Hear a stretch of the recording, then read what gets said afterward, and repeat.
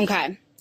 So we are completing a town-wide oral history of the lives of Ayer citizens, aiming to collect stories about a broad range of experiences. So we want to focus today on your experiences as a citizen of Ayer and your association with the town. Thank you for your help with this important project. For record's sake, my name is Maggie Durand, and I will be interviewing Brendan Hurley.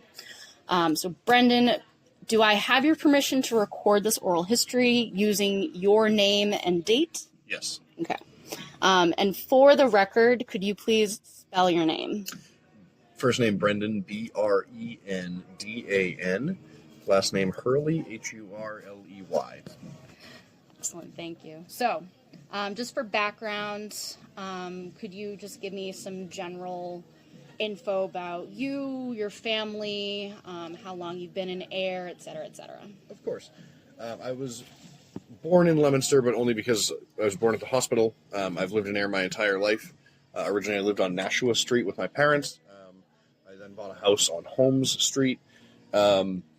My father is an Ayer native. He was born here in 1949 at the Fort Devens Army Hospital. He was, however, the first generation of his family, the first member of his family to be born in Ayer. The family had previously lived in Bridgeport, Connecticut, and they moved up here because my grandfather was in the Army and was assigned to Fort Devens at that time. So I grew up closely connected to the town. My father embraced being a townie. He was a member of the fire department. He was active in various committees over the years, the Housing Authority, the Parks Department, you name it. So I grew up, as someone who, we went to meetings and we were involved in town activities and we were involved in, things like the 4th of July and Memorial Day parades and kind of those civic activities, if you will. So my mother was originally from Lunenburg. She met my father. They both worked in Neshoba Hospital. That's how and where they met. And then when they married, they settled in Ayer on Nashua Street, and that's where I grew up. I attended the Ayer schools pre-merger, and I've never really moved away. So I also went to the Ayer schools pre-merger, but you were definitely a generation ahead of me. So did you go through Page Hilltop and Ayer Junior, Senior? I did, actually. I was there when they merged the Page Hilltop into one unit. The first year or two, I went to kindergarten at the Fort Devens Elementary School, which was at the time part of the Ayer school system. And then for K through 1 through 4, I was at first the separate. I remember going to Hilltop School when it was not hyphenated. I don't think there was much actual change by that point, but they changed the name while I was there. And then I went to the Ayer Middle School, which at the time was just fully located inside the high school facility, if you will, because it was built as a junior, senior high. But the middle school then was 5th through 8th grade, so it was a 4-year experience. And then I went to the Ayer High School and graduated from there in 2005. After high school, where did you go? I went to college for a little while. I didn't really know what I wanted to do with myself besides that I didn't like school and didn't want to keep doing it.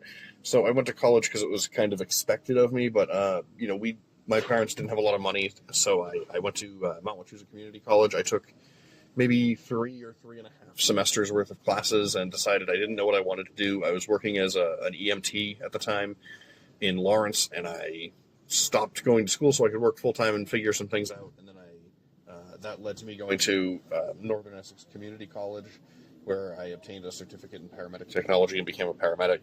I worked as a paramedic. Actually, shortly after I got my paramedic, I worked full-time at the Ayer Fire Department to fill a military leave of absence. I had started there as soon as I turned 18. So in 2004, I joined the on-call fire department. There was an opportunity because one of the members was going to Iraq, Chuck Dillon, and I worked full-time for the better part of 1.5 years and covered his deployment while he was away. And then I returned to call status for a couple of years. So how long have you been involved with the Ayer Fire Department? I joined less than a month after I turned 18. I joined on September 1st, 2004 as a call member. I was hired full-time. I worked that year of temp, but I was hired as a real full-timer in July of 2014, so 10 years ago. And I'm now a captain with the Ayer Fire Department. I saw that. Congrats. Thank you. So being a firefighter, you are inherently civically engaged, but do you also consider yourself active in other civic engagements or active politically within the town? Somewhat. I certainly have been involved with the Boy Scouts of America as we sit recording this at a Boy Scouts of America camp. I've been involved with the Boy Scouts since I was in first grade, and I became the Scoutmaster of the troop that I was in and was an Eagle Scout out of in 2009.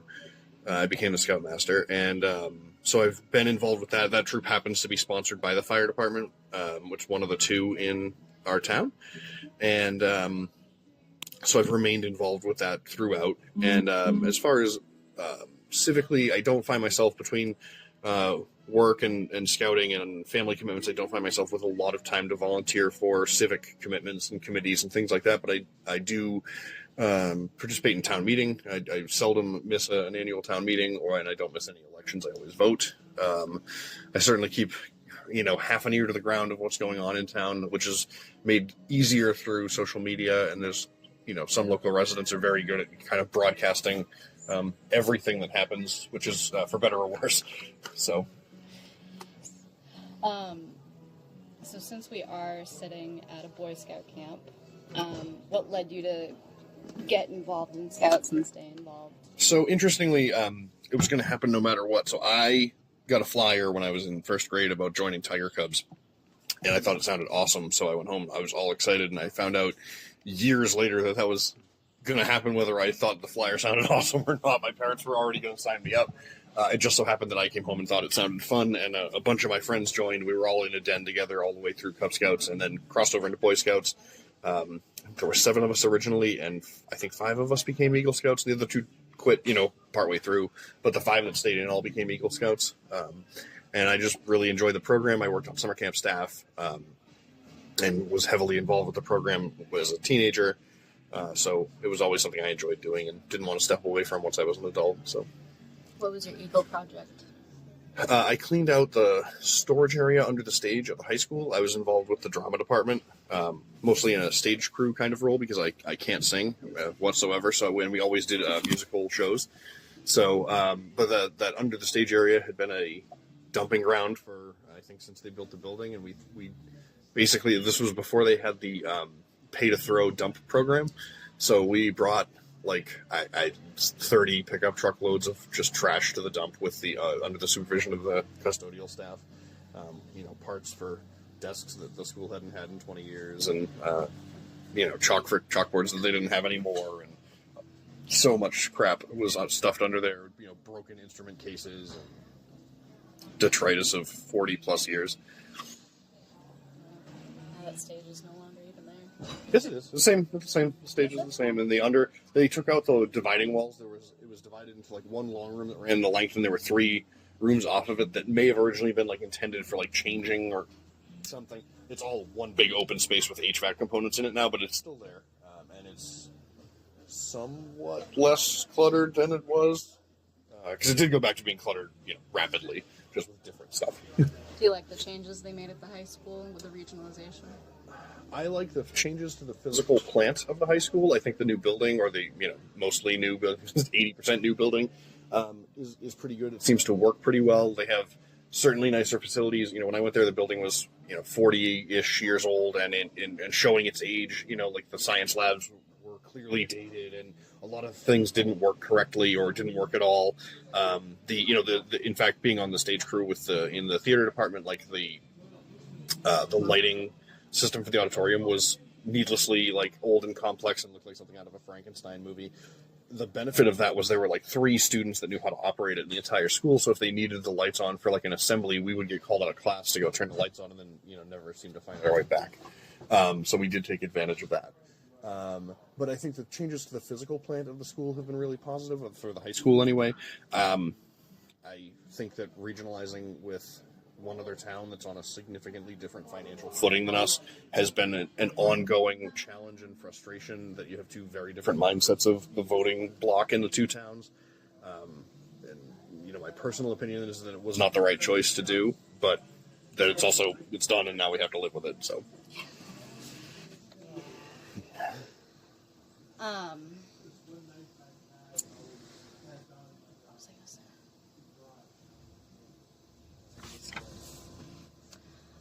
So besides the high school, what other major changes have you seen in Ayer over your time? I know we've had a new fire station put in. I've seen the updating or replacement or addition of a lot of civic buildings. I remember the dedication of the new police station in the 90s. We were the type of family, when I say we were civic minded, we were the type of family that went to the dedication of the police station with 50 other people. But I remember the police station being located in the town hall when I was little, and so my dad worked, like I said, both of my parents worked at the hospital. My mom worked overnights, and my dad worked evenings, which created this interesting situation, especially when we weren't in school. So like in the summertime, or when we were too young to be in school, where my dad was off in the morning and early afternoon, and my mom needed to sleep during that time. So he would get us out of the house. We would go he would have coffee, and we would have like hot chocolate at the old Tony's restaurant where Osawa is today. He would sit in there and hang out with, his friends and, the collection of old men that would sit there and drink coffee and eat donuts. And we would go to the fire station afterwards. My dad was still in the fire department at that time. But I remember, sometimes we'd walk downtown or whatever. And I do remember, going into the old police station, which was in town hall, like where the downstairs offices and stuff are now, before they did the big renovation of town hall when I was a kid. So I remember the addition of the police station as a standalone building, the construction of the new fire station in the early 2000s, all the recent, like the push for a new senior center has been big. I don't remember 18 Pond Street opening, but it opened right around the time I was born. It was a newer venture. Obviously, the high school construction was kind of the other big one. I remember the new building at the dump opening, I think, actually. I don't remember it not being there, but I remember when they opened it, it was a big deal for the recycling center. I'm trying to think of what else, as far as, civic projects, all the high school fields, obviously. Do you remember, how downtown changed between when Devon's was an active military base and when Devon shut down? Because that was 94, wasn't it? Yeah, well, I think it was announced in 94, and then it took 2 years to actually fully close the base. So there's some, people will quote all manner of different dates for when the base closed anytime in the 90s, basically. But, the character of downtown changed. There were certainly more, there were things that catered to the military. So in addition to bars and restaurants, there were more, the clothing businesses. There were at least 2 just men's clothing stores, or one was family, for everybody. One was strictly a men's clothing store. There were a lot of barbershops, an unnecessary number of barbershops for the 3/4 mile stretch of pavement. But, things that catered, dry cleaners, things that catered to, a military town. And a lot of those businesses just didn't survive in the long run because the need for them, you don't need as many barbershops, you don't need as many dry cleaners. And we still have, several of those things, but not as many as we did. What I also remember was that when the Army left, everybody was concerned that the town would dry up and die, a gold mining town in Nevada or something like that, and just go away. And obviously that's not what happened. But I remember that it was almost like a veil lifting, and I didn't really understand it at the time. But I remember my parents talking about there's not crowds of soldiers downtown on weekend nights, and you don't see. There's not a need for extra police presence and MPs to be downtown, and guys getting into fights and drunk driving crashes and all those things that are, kind of go along with a huge, male population that isn't necessarily tied down to anything. I remember those changes, but more from my parents talking about them, and I remember my parents being pleasantly surprised how much their property value went up. They had their house appraised in the early 2000s when the base had been closed for 4 or 5 years, and it had doubled in value since the last time they thought about it. My parents said the town got quieter. Well, I believe that. I remember prior to the base closing, you would just see soldiers all the time. Being a young kid, seeing people walking around in fatigues and things like that, and then that ended abruptly, obviously. Was there a transition on your perspective of Ayer from when you were a kid to now living in Ayer as an adult? There certainly is. I think there's things you don't notice as much as a kid. Some of the less desirable things, and some of the good things as well. Like when you're a kid, you have no idea that oh well, Ayer has a split tax rate. I think there was a point where you definitely start to go, oh well, you just assumed that the place you grew up was normal and everybody else had the same experience. And one of the things that I think one of the first things that made me realize that was the level of diversity. I went to high school all 12 years of school with, all types of different ethnic backgrounds, racial backgrounds, and we all just got along. We were just kids from Ayer, and nobody thought anything weird about it. It wasn't weird. We all got along. Nobody cared that anybody was black or white or Asian or Hispanic or whatever. It didn't matter. New people came in, people left. It didn't matter. And then, my first serious adult relationship, I was dating someone from Winchendon, which is really not that far away when you think about it, and the whole town, it's just all white people. And, it was a topic of discussion, and it was what do you mean, half the people in your class weren't, white? Maybe not half, but a lot, and it wasn't that the person was, inherently racist. They were just surprised that was the breakdown, and I was surprised that they didn't have the same level of diversity, because, I distinctly remember learning about, of course, this was prior to all of our current, trials and tribulations, but when we learned about the civil rights movement, in middle school or early high school, learning about it and thinking well, that is a historical thing that we're learning about, and we have moved beyond that now as a country. And what really was going on was that we had moved beyond that as a town, or the young people in the town at least had moved beyond it, because we didn't experience it. So if you don't experience it, it's not real when you're that age. So. Learning, it was kind of a kick in the face to get older, get into college, and learn that, oh no, there are still places where racism is mainstream and accepted, not just that it exists. We weren't naive enough to think there was no racism or whatever, or discrimination. But I think it was hard to learn that oh well, the stuff you learned about that happened in the Deep South in the '60s was still going on. It's just better veiled or whatever. So that was certainly a moment, and I think the town may actually be less diverse now than it was. We had a lot of people who were holdovers from the Army days. I think that it's changing anyway, but change is constant. And so that was probably the first thing. I think learning about the split tax rate and well, we had the influx of kids from Hurley, because Hurley doesn't have the high school. So back in those days, most, it was 50-50 would go to Ayer and Lunenburg, and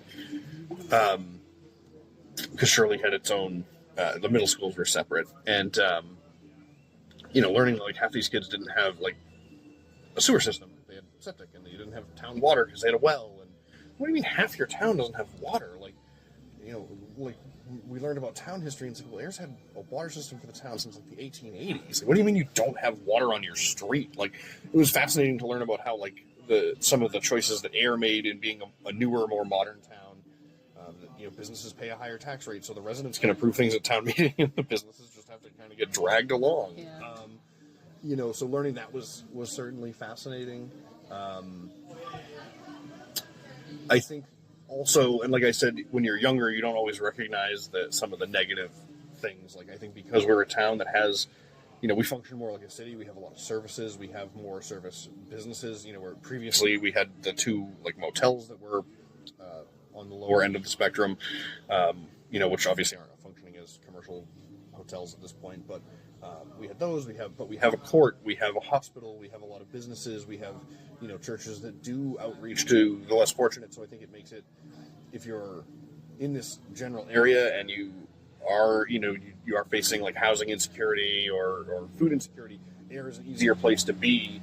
And I think unfortunately with that, there's also a rise in for some people, those are certainly temporary, transient circumstances, and I think some people that's more of a lifestyle.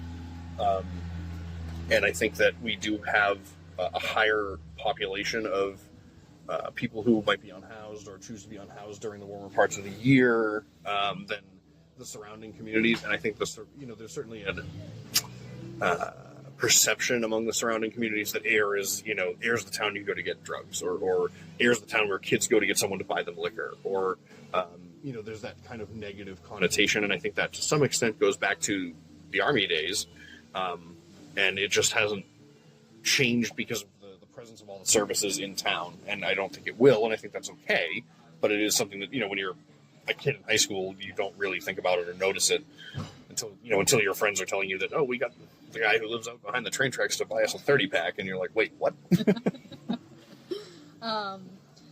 What memories do you have of any significant national or world historical events that took place when you were growing up, which would probably peg you at the 90s, early 2000s? Yeah, so the biggest one obviously is 9/11. I was a freshman in high school for 9/11. I was in school that day, and it was a beautiful day, and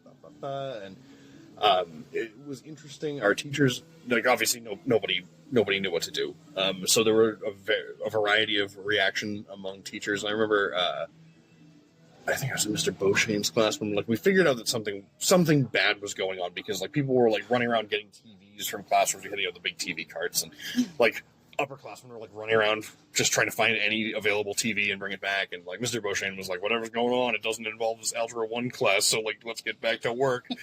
Which was, appropriate because he didn't have any information. There was another teacher who completely freaked out and told her entire class that they had attacked the president and the Congress and all this, completely over. So my teacher underreacted the period I was in, and then the teacher across the hall lost her mind and had to sit down and have a breakdown and whatever, and everybody talked about it forever. Much to her chagrin, but and she was a sweetheart. But so I think that was interesting, and not really they didn't have a lot of information, and the internet certainly was not what it is now. We didn't have access to the internet outside of a very supervised situation. At that time, nobody had phones or anything like that, so you were kind of at the mercy of what information you were provided. Luckily, my last period class, we only had 4 classes a day back then. We had the 90-minute block schedule, and my last period class, the teacher was a sub, and the guy was we walked in, he was already watching the news in the dark. We're oh, okay, this is where we're going to find out what's really going on today. So that was interesting. I remember walking home. I was a walker because I lived close to the school. And I remember walking home with my best friend who lived far enough away to take the bus, but walked because we would hang out at my house and shoot some basketball and then go to his house before his parents got home. And I remember walking downtown. We might have stopped to get food because we were high schoolers and we were always hungry. We might have gotten a sandwich at Temptations or something. But I remember walking to his house and noticing that there were no contrails because there were no airplanes in the sky, which never happens. And I remember pointing that out. His sister his youngest sister was in 2nd grade, maybe. And I remember forcing her to look at the sky and be you'll never see this again in your life. There's not a single contrail. And she's like, what is wrong with you? Leave me alone. I'm 9, But so I do have vivid memories of that day. My friend's parents, the house we were walking to, his parents both worked in Cambridge at Harvard University, and his dad was home. He wasn't working that day, but his mom, who usually got home, later in the evening, commuted home on the train, whatever, was his dad. I think we ran into him at the train station. He's like, "Your mother's on the way home. They're sending everybody out of the city because nobody knew what was going on." So at 3 p.m., his mom's getting home from work, and so it was definitely an odd day, an interesting day. So I remember 9/11 very clearly. As far as other major events that I remember being in town for, not a lot actually comes to mind. So, interestingly enough, or I don't imprint a town reaction on them, because I was either at home or whatever. But I would say September 11th is certainly the big one. Maybe nothing else compares to it, so it kind of whitewashes everything else out. But what year did you graduate high school? 2005. Okay, because I remember Hurricane Katrina. Because we got people from Hurricane Katrina that came to Ayer. Oh, interesting. I don't think I was consciously aware of that. That was a hectic time because I had just graduated high school, and is that recording still? I think so. Okay. Yes. Okay. So I was in EMT school at the time. I remember, we all thought we were going down there, and they were like, calm down. No, you're not. You don't know how to do anything. But I don't necessarily remember that, but also I think I just wasn't in I wouldn't have been in school with anybody that was impacted by it.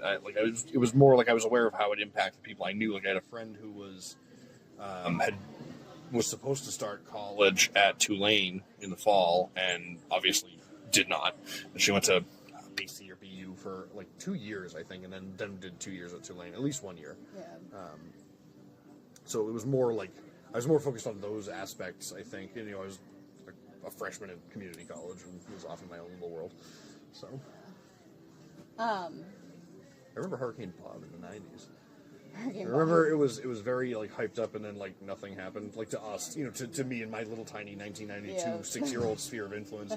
Like I remember, we had to stay home, and we were all hunkered down, ready, and then it was like, yeah, the trees were sideways, but now they're still standing up. Like nothing untoward happened in my worldview, which was very small. Yeah. So I know you're into military history. You're kind of the military history guy. Did growing up in Ayer with the base nearby kind of influence that? I would say so.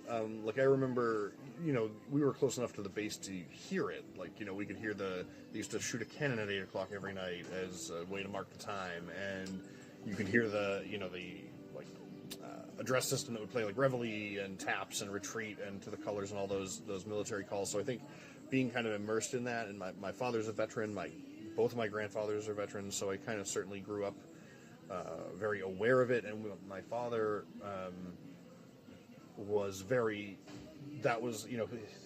he was the type of veteran who, he wanted you to respect the flag, but like also he wouldn't freak out. It was interesting because he wouldn't freak out if somebody wanted to, stomp or burn the flag. He'd be like, well, I fought for their right to do that. And so he was enlightened in that kind of way, but then also like, and I did inherit this from him, would get mad when 30 people show up at the town Memorial Day thing, and it's like, God damn it, it's not a day for barbecues, and he'd always have something to say about it, and now consequently I do too because I learned that behavior.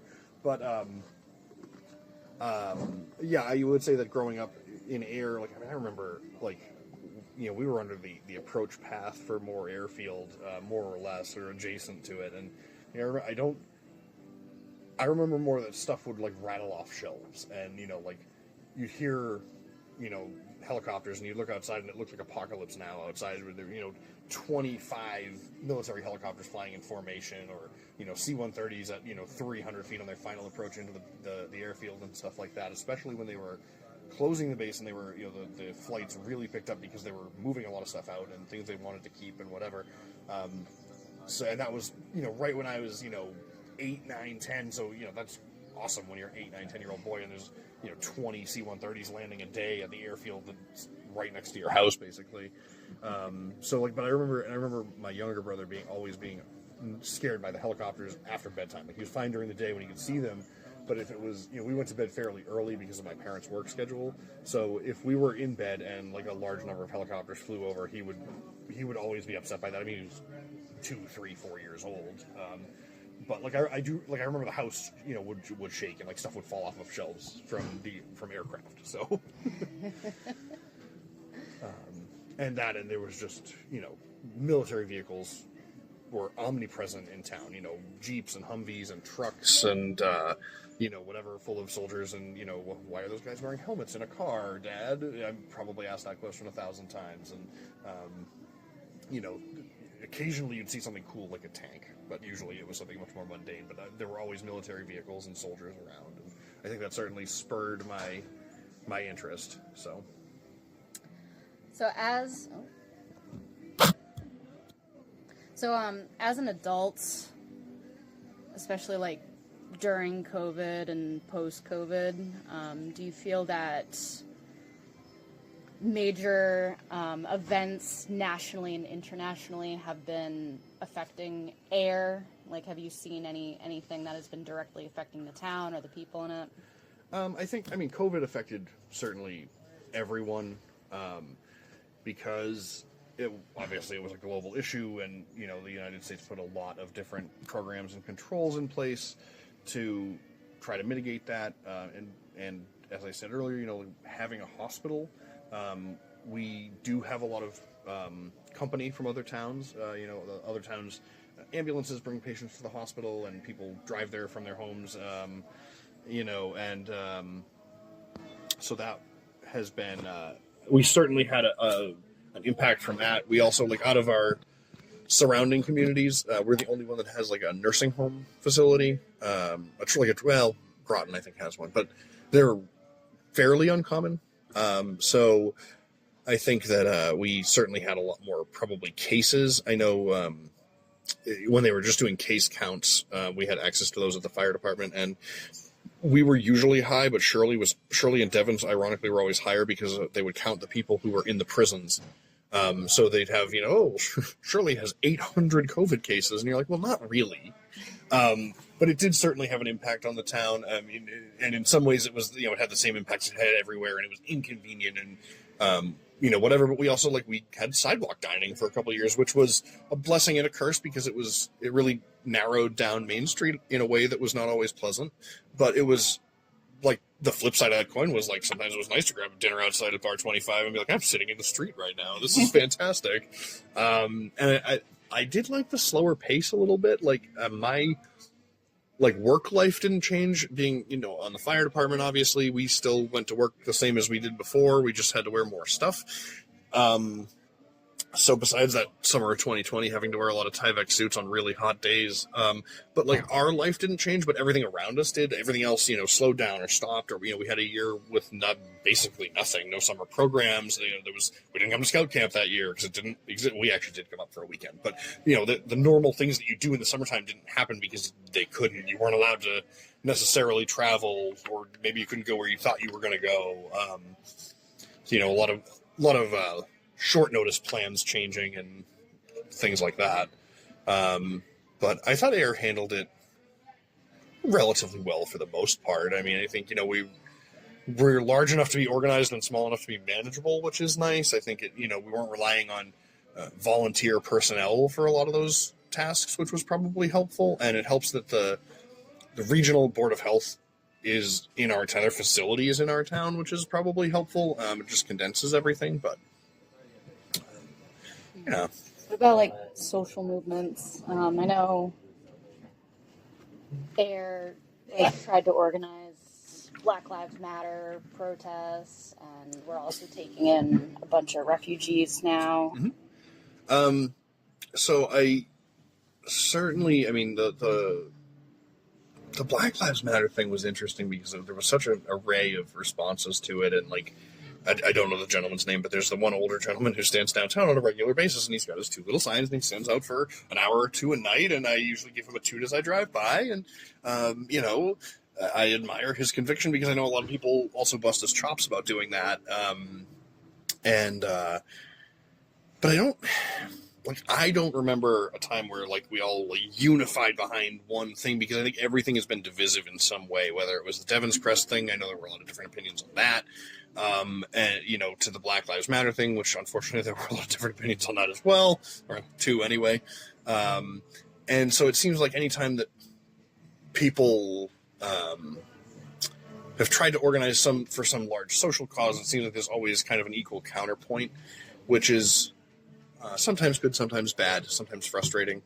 But I don't personally remember a time where there was a large scale, we're all going to, other than for something that was only good, a town anniversary, or, I remember the 125th anniversary, they made a huge deal out of it and did a big parade and all this stuff. But for anything that had any potential to be divisive, it seems like there's always kind of similar sized camps, and then they end up arguing, and then not large scale things don't often happen, which is, I don't know if that's good or bad. As a firefighter, and this is a little controversial, what are your thoughts on the 4th of July fireworks being shut down? So I have an interesting perspective on this, and I can clearly see both sides of it. And I also just want to state for the record that these are my own personal opinions, not necessarily those of my employer or the town. I was, as a citizen who always enjoyed going to the Peroni Park fireworks, I was very disappointed when they said that we couldn't do them anymore because of safety concerns. But with my training and background and higher education about community risk management and all the different things, and understanding the concerns that the police department has about the event, I can't disagree that unfortunately Peroni Park is not a great place to put 3,000 to 7,000 people. There's simply inadequate egress. and ingress for emergency vehicles. It is a vulnerable position where people, because of the way it's blocked in by water and natural impediments, people would not be able to scatter if some sort of untoward incident happened, if there was, a terroristic event or something like that, even a major accident of some kind. People would have to come out the way they went in, and that is a legitimate public safety concern. So while that is disappointing to me, I also have the training and ability to recognize that it's not incorrect. It's not an improper assessment of the situation. What I find disappointing is that instead of saying, hey, well, maybe we could rent a field at Devon's that doesn't share those constraints and flip the orientation of our 4th of July parade, instead of going west to east, just go east to west and end on Devon's and have the same event. And I know there were a couple years there where the Devons, whether it was the military or mass development or both, did put on some type of fireworks display. It was always later in the summer. And I find it disappointing that we can't or won't try to just do that event and acknowledge that, hey, well, everybody from the whole area came to our 4th of July anyway, because we were one of the only towns in the area that did a large 4th of July. So why not make the event possible instead of just canceling it? I think the vision of that was limited, and that was, I think, where my biggest disappointment was, that it became we're not going to do it, instead of we're going to try to find a resource. We've got Devon's that has all those fields right next door. Yeah. That was kind of my opinion on it, but I also, I don't know what logistical concerns were, and I think that's one thing too, that sometimes people investigate things on, with the best of intentions, and maybe the town did look into that, but they don't tend to share those findings adequately with people. Sometimes I think stuff comes down and it just seems, harsh or draconian or whatever, but they don't do a good job of explaining why the restriction or the change happened in the first place, because I think people would be more forgiving if they did. Why do you think the incident with the Kelly brothers didn't really spark, a change in how we were doing the fireworks? The homicide in 2005? Yeah. Because it was like over a decade later that the fireworks, we had the findings that the fireworks was and I would say the two things were not necessarily related. I was working that night at the fireworks. I was on the forestry truck that was down by the actual fireworks. I was nowhere near it, but that incident, I think it was certainly a different time. And that, I say that jokingly all the time, but it truly was. Nobody was thinking about that type of the type of terrorism concerns that caused the event to eventually be discontinued were not really at the forefront in 2005, at least to my experience. And I think that was viewed as an isolated incident. Those two parties, or those several parties, all were familiar to one another. They had previous issues in the past, verbal disagreements, etc.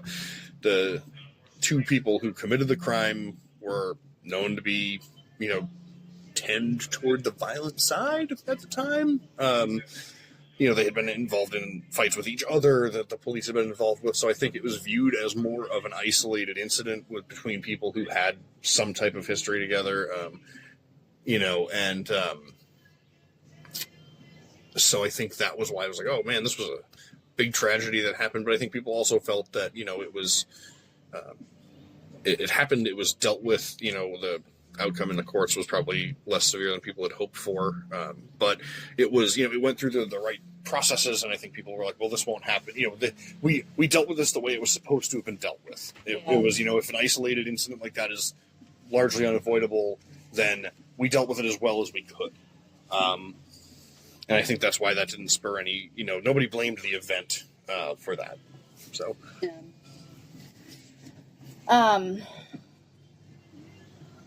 Is there anything else you'd like to add to our interview before we conclude?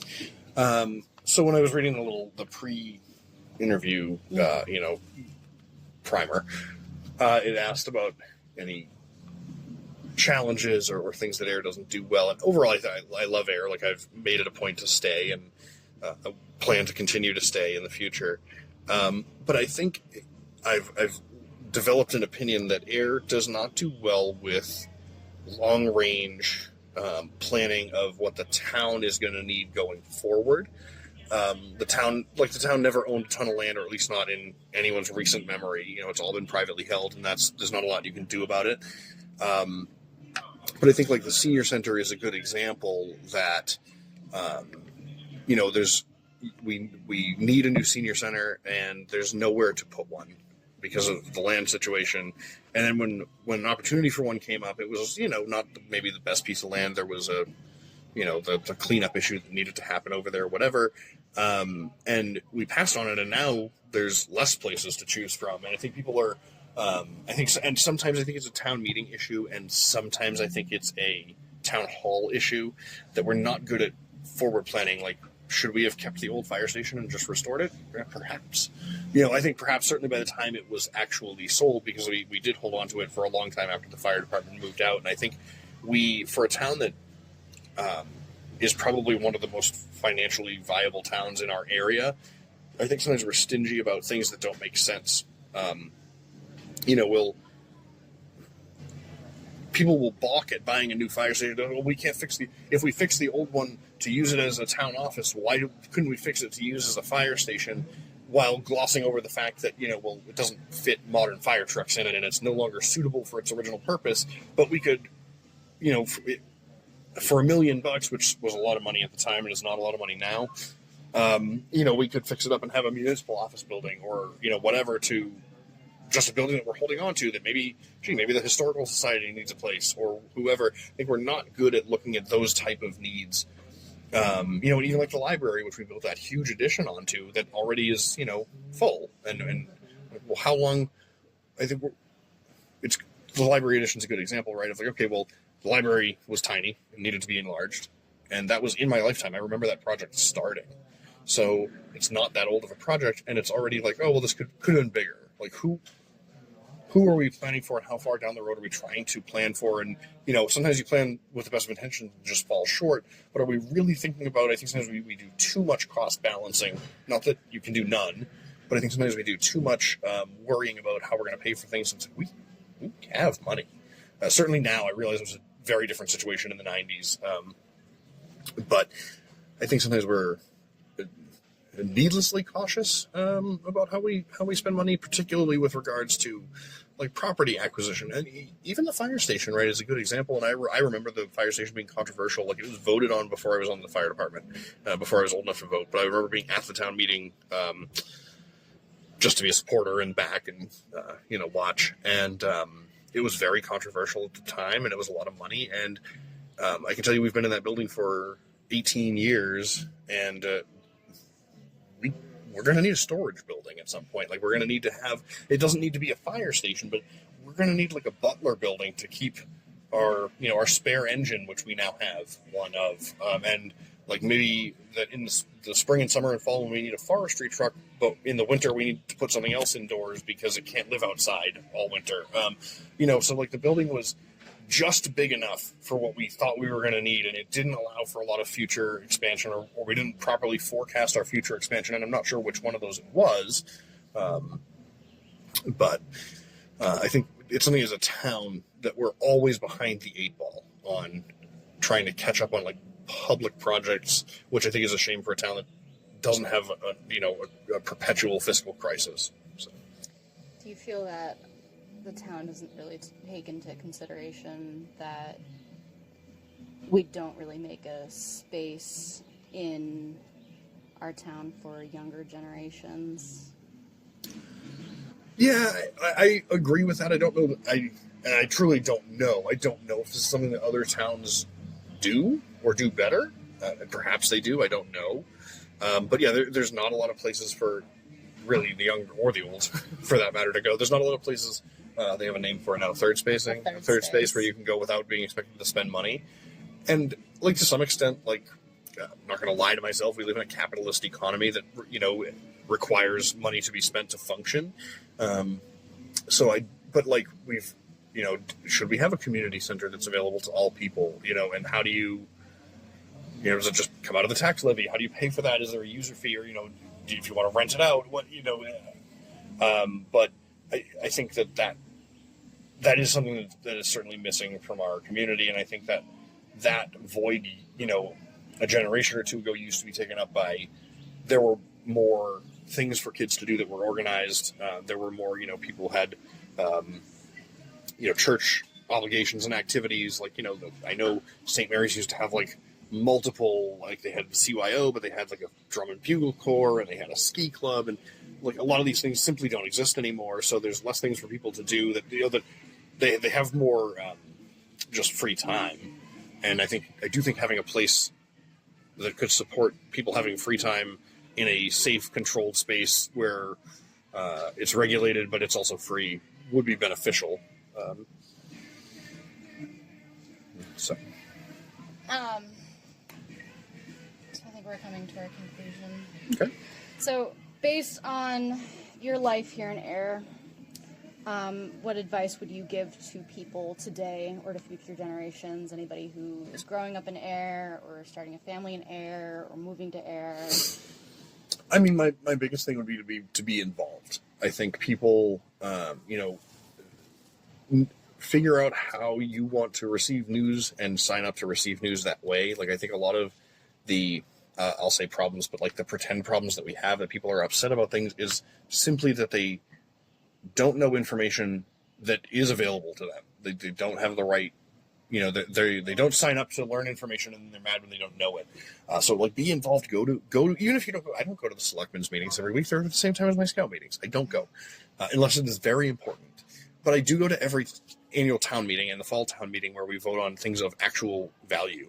I think that's important. I also think it is helpful for people, if you're going to go to and participate in meetings and be involved, it is helpful to watch a YouTube video or read a quick book on, I know we don't use Robert's Rules of Order anymore. We use town meeting time, but they're very similar. But just on how procedure works in these meetings, people I think are frustrated that it's not a forum for discussion. It's those things already happened. And I think if something is important to you, you have to pay attention. I do occasionally go to work groups or public meetings and things like that. One about the dump, which probably 5 or 7 years ago, there was one about the dump and trash pickup and all that. I have more on that in a second. But it was a very well attended meeting. It was up in the Great Hall at Town Hall, and it turned into the town meeting from the movie Blazing Saddles, where it basically was everybody was just, this one's right about that one being right about the dump staying open. And it got to the point where the moderator kind of had to step in and be like, okay, I think everybody here is kind of the same mind, and unless you have a different opinion, you don't need to keep talking. And then a side note on that is, one thing I think the town needs to do is regulate trash pickup, because I grew up in Ayer, so I use the dump like an adult, and it's fine that other people choose not to do that, but I can say that on my street there are 3 houses. There are 3 addresses on my street, and somehow, and I know at least 2 of the addresses use the dump, but somehow there are garbage trucks picking up on my street or the adjacent streets 7 days a week, and it is obnoxious. And I'm not one to complain. I don't mind the plane that flies over all the time. I don't mind, like, noise doesn't really bother me. But I'm like, God, somehow there's a garbage truck twice a day, every day. I wish that was regulated down to like, okay, trash pickup, regardless if the company's going to be on, Sunday, Tuesday, Thursday. Help a brother out. Well, thank you for sitting down with me. Anytime. And hopefully everything got recorded. So if not, and if not, I will be seeking you out again. All right.